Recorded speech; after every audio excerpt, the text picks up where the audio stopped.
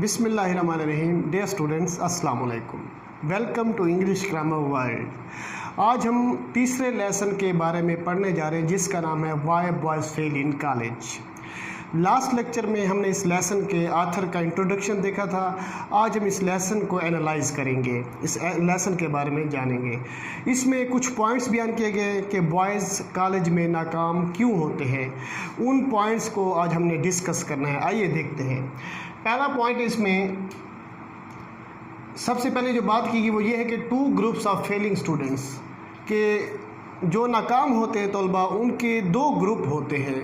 कौन से? Those who try and those who don't try. यानी एक वो होते हैं जो कोशिश करते हैं और फिर भी नाकाम हो जाते हैं, और दूसरे वो जो कोशिश नहीं करते और नाकाम हो जाते हैं। उनमें से जो 7 रीज़न्स बयान की गई यहाँ पे वो देखते हैं हम। उसमें पहली रीज़न है नर्वस हैबिट्स, दूसरी रीज़न मिस्टेकन एम्बिशन, तीसरी है ओवर कॉन्फिडेंस, चौथी है हेल्थ प्रॉब्लम, उसके बाद है फाइनेंशियल प्रेशर, उसके बाद है इंटरेस्ट इन स्पोर्ट्स, और लास्ट पे है लेज़ी ब्लफर्स। ये 7 रीज़न राइटर ने बयान की हैं कि ये वो रीज़न्स हैं जो स्टूडेंट्स की नाकामी का सबब बनती है।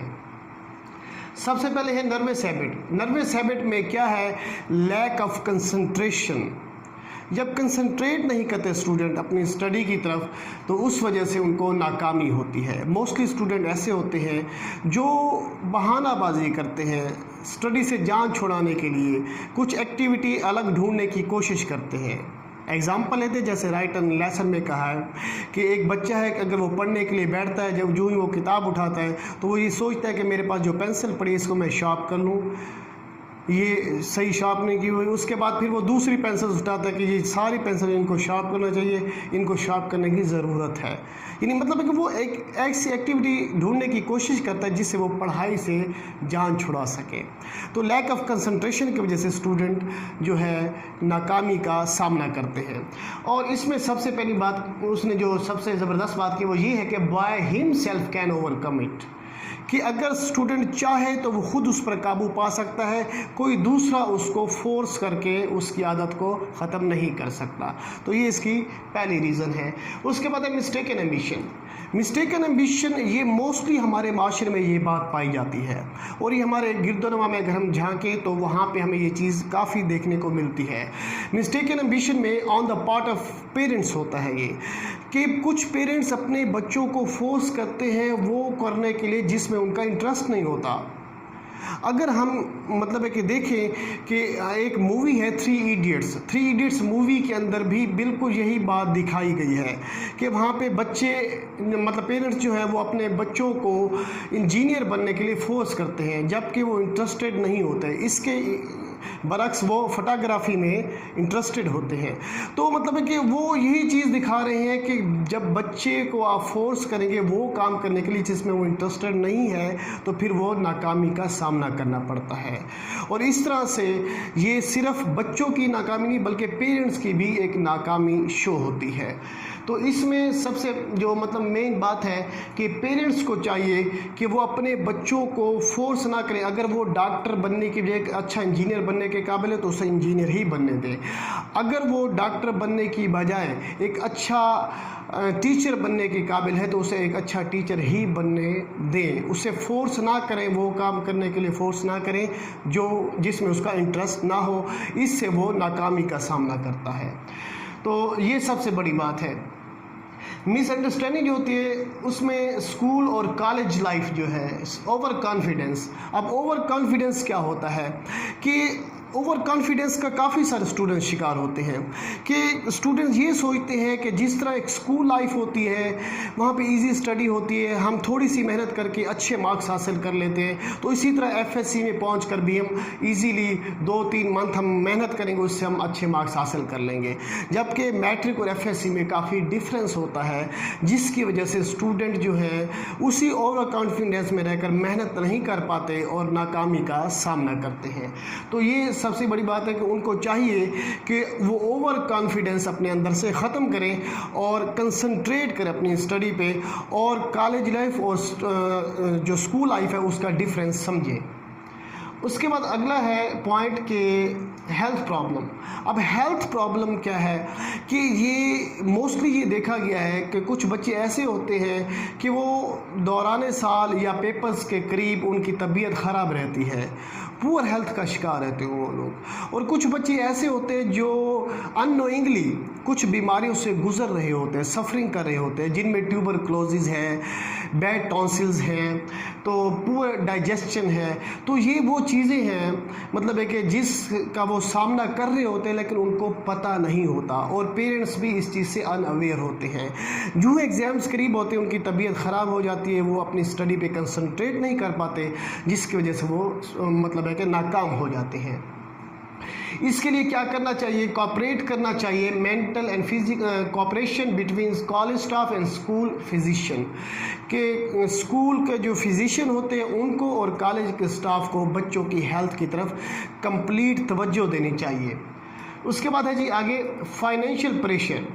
अब जी फाइनेंशियल प्रेशर क्या है? Earning with learning.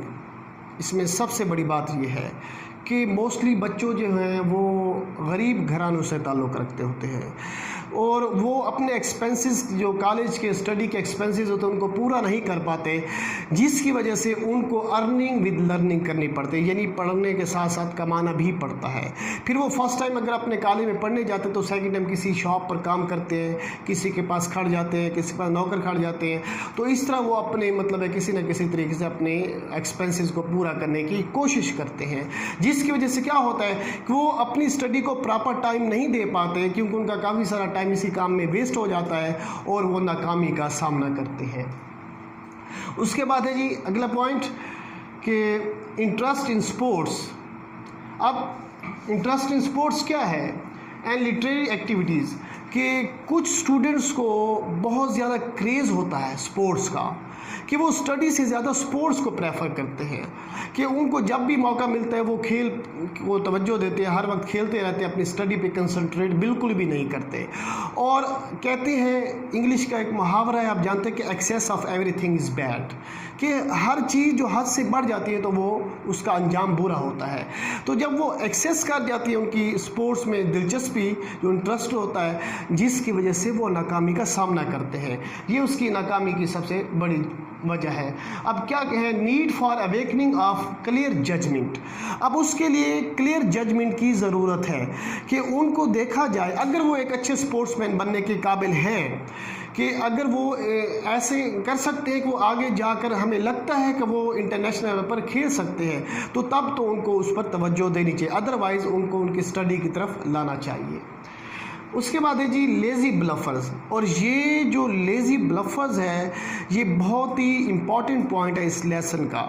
लेज़ी ब्लफर जो है ये काफ़ी सारे हमें नज़र आते हैं गिरदोनवा में, और कॉलेज के अंदर काफ़ी सारे ऐसे स्टूडेंट्स होते हैं जो लेज़ी ब्लफर्स होते हैं। इनमें से मोस्टली वो बच्चे होते हैं जो बिगड़े हुए होते हैं, जो अमीरों की औलाद होते हैं, और वो बिगड़े हुए बच्चे जो होते हैं जिनको मुकम्मल तौर पर ऐश व इशरत दी जाती है, उन्हें किसी किस्म की टेंशन नहीं होती।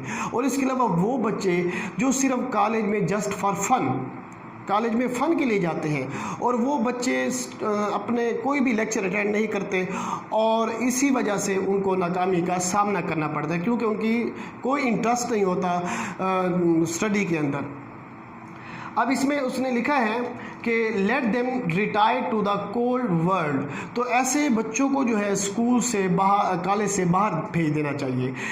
एक सेंटेंस मुझे याद आ रहा है कि राइटर ने कहा था कि these bad eggs should be thrown out of college, कि जी जो बैड एग्स होते हैं इनको, बैड एग्स का उसने लेज़ी ब्लफर्स को, कि इनको कॉलेज से बाहर फेंक देना चाहिए। उसके बाद कंक्लूजन है इस लेसन का।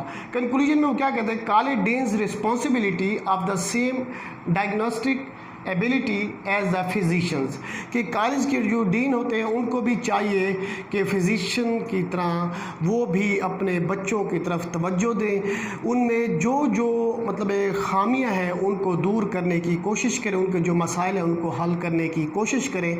इस तरह स्टूडेंट्स अपना मुस्तकबिल फ्यूचर अच्छा बना सकते हैं। ये था इस लेसन का इंट्रोडक्शन और एनालिसिस। इंशाल्लाह नेक्स्ट लेक्चर में इसकी एक्सरसाइज को देखेंगे। तब तक अल्लाह हाफिज़।